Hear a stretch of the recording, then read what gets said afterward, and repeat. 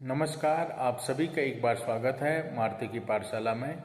तो अभी जो हिंदी भाषा विवाद काफ़ी जगहों से आपको देखने को मिल रहा होगा, जिसमें कि कुछ ऐसे राज्य हैं जिसमें आपका तेलंगाना और कर्नाटका, और अभी हाल ही में मुंबई में ये केस अभी दर्ज हुए हैं जिसमें कि हिंदी भाषा से संबंधित कुछ इस तरीके की आपस में वाद विवाद उलझ पड़ा है, जिसके तहत मतलब अब कुछ चीज़ें सामने आई है जिसके तहत मतलब भाषाओं से संबंधित देख के या फिर उसके तरीके से उसको ट्रीट करके ये सारी चीज़ें आ रही हैं। तो इसमें जो भाषाएं विवाद है, ये देखने का आगे आने वाले देखते हैं कि गवर्नमेंट इस पे क्या कदम उठाती है। लेकिन वहाँ के जो स्टेट के जो प्रतिनिधित्व करने वाले जो हेड हैं, जिसमें चीफ मिनिस्टर या वहाँ की जो प्रशासन है,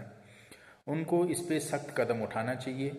जिस तहत अगर इस तरीके से कुछ इस तरीके की एक्टिविटीज अगर पाई जाती है किसी भी स्टेट के अंदर ऑल ओवर इंडिया में, तो उस पर कहीं ना कहीं अंकुश लगना चाहिए, क्योंकि ये जो विवाद है ये आगे आने वाले समय में एक बड़ा रूप ले सकती हैं। जो भाषीय विवाद मतलब एक तरीके से कुछ न कुछ गलत दिशा की तरफ लेके जाएंगे। तो आखिर ये विवाद क्यों है, क्या इस विवाद की जड़ होती है, या फिर क्यों इस तरीके का विवाद उत्पन्न होता है, तो इसके तहत मैं आपको थोड़ा सा और भी ज़्यादा डीपली तरीके से आपको एक्सप्लेन करने वाला हूँ।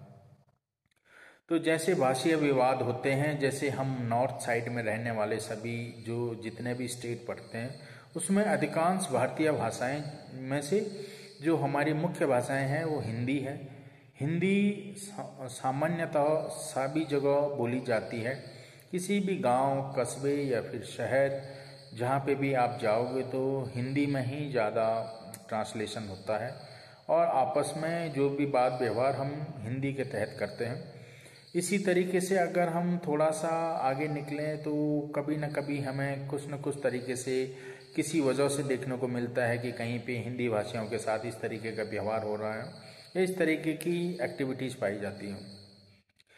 तो ये जो है भाषिया जो हमारा आपस में जो एक दूसरे के ऊपर कटाक्ष है, ये नहीं होना चाहिए, क्योंकि हर भाषा का सम्मान होना चाहिए। पहली बात तो ये है, भाषाएं अपनी हैं, अपने बचपन से जिसकी जो टंग है वो उसमें ही अपना ट्रांसलेट करेगा, चाहे वो आपका तेलुगु है, मलयाली है, या कर्नाटक का आपका कन्नड़ी है, या फिर मराठी है, या फिर आपका उड़िया है, या बंगाली है, या फिर और भी अदर लैंग्वेज जिसमें पंजाबी है, फिर आपकी राजस्थानी है। तो बहुत सारी लैंग्वेजेस हैं, हर कोई अपनी मातृ लैंग्वेज में जो उसकी मदर द्वारा दी गई है उसमें बात करते हैं, ठीक है। बट जनरली जहाँ पे अगर हम सोचते हैं, कई ऐसे लोग होते हैं जो नहीं बोल पाते हैं, जिसमें कि कुछ इस तरीके के जो कम थोड़ा सा पढ़े लिखे हैं या कम एजुकेटेड हैं, उनके द्वारा हो सकता है कुछ न कुछ चीज़ें निकल के आती होंगी, जिसमें से हो सकता है कुछ प्रॉब्लम्स क्रिएट होती होगी। उसके तहत भी ये चीज़ें हो सकती है, कुछ अदर मैटर भी हो सकते हैं इस तरीके की जो निकल के आती है बातें। तो जहाँ पे हम ट्रांसलेट नहीं कर पाते हैं या कुछ इस तरीके के थोड़ा सा गलत तरीके से जो भी अपने को दिखाता है, या फिर इस तरीके से जो भी चीज़ें होती है, तो कहीं ना कहीं हो सकता है या ना उन भाषाओं का आना या ना समझ पाना, इसमें क्लेश या फिर इस तरीके की कुछ एक्टिविटीज़ होती होगी। तो हम इस तरीके की एक्टिविटीज़ हमसे ना हो तो हम क्या करें, हम हमेशा इस तरीके से लेके चलें कि अगर हम हिंदी में ना समझा पाएँ तो हम दूसरी लैंग्वेज जो कि हमारी इंग्लिश हम ज़्यादा से हमारे साउथ में बोली जाती है उसमें प्रेफरेंस करें। अगर वो भी ना हो तो हम आज के समय टेक्नोलॉजी के समय है, ट्रांसलेट करें। आज के टाइम सभी के पास गूगल फॉर्म है, गूगल प्लेटफॉर्म है, उसके थ्रू आप ट्रांसलेट कर सकते हो, उसके थ्रू आप जनता को समझा सकते हो। अगर मुझे तेलुगु नहीं आती है तो मैं उसको ट्रांसलेट करके गूगल के थ्रू उसे समझा सकता हूँ, उसको पढ़वा सकता हूँ, वो पढ़ के उस चीज़ को समझ सकता है। और बहुत से लोग करते हैं। ट्रांसलेट करना आज के समय बहुत ही ज़्यादा हो चुका है और इजी भी मेथड हो चुका है। पहले इस तरीके के ट्रांसलेटर नहीं होते थे, इस तरीके का प्लेटफॉर्म नहीं था, तो हम साथ में ट्रांसलेटर रखते थे। लेकिन ये एक कंट्री टू अदर कंट्रीज़ में ये चीज़ें होती थी। जैसे चाइना है, चाइना के पास नहीं उसको इंग्लिश का उतना ज़्यादा होता है, उनके पास उतना इंग्लिश को ऊपर नहीं बल देते हैं या फिर ना वो हिंदी को देते हैं, तो वहाँ पे ट्रांसलेटर चाहिए। सेम जैपनीज है, फ्रेंच है, बहुत सी लैंग्वेजेस हैं जिसमें कि हम ट्रांसलेटर ढूंढते हैं। बट अगर इंटरनल हम इंटर कर रहे हैं एक स्टेट टू अनदर स्टेट जहाँ पे हिंदी भाषिया बहुत कम लोग रहते हैं, तो वहाँ पे आप गूगल ट्रांसलेट का यूज़ कर सकते हैं, ईजिली समझा सकते हैं।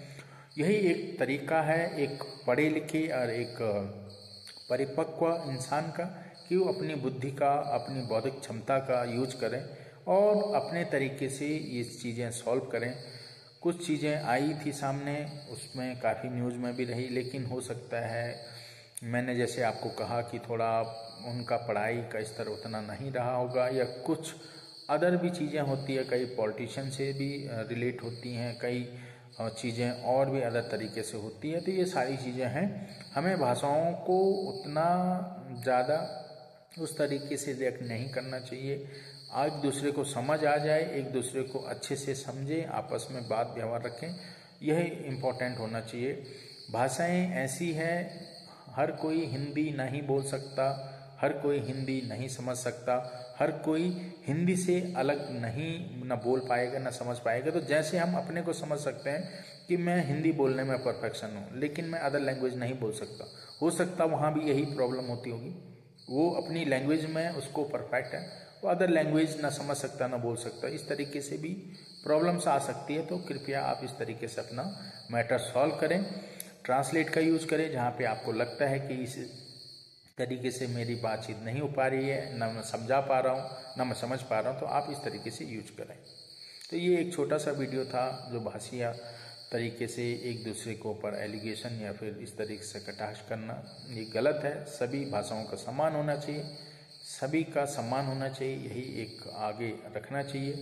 तो ये छोटी वीडियो लाने का मकसद मेरा यही था कि कृपया जहाँ पे भी जाएं, जैसे भी रहें, आप अच्छे तरीके से रहें। तरीका हमारा यह होना चाहिए कि जहाँ पे समझना आए समझाएं, ना आए तो टेक्नोलॉजी की सहायता लें या फिर इस तरीके के लोग के पास रहें जिनको दोनों भाषाओं में समझ हो।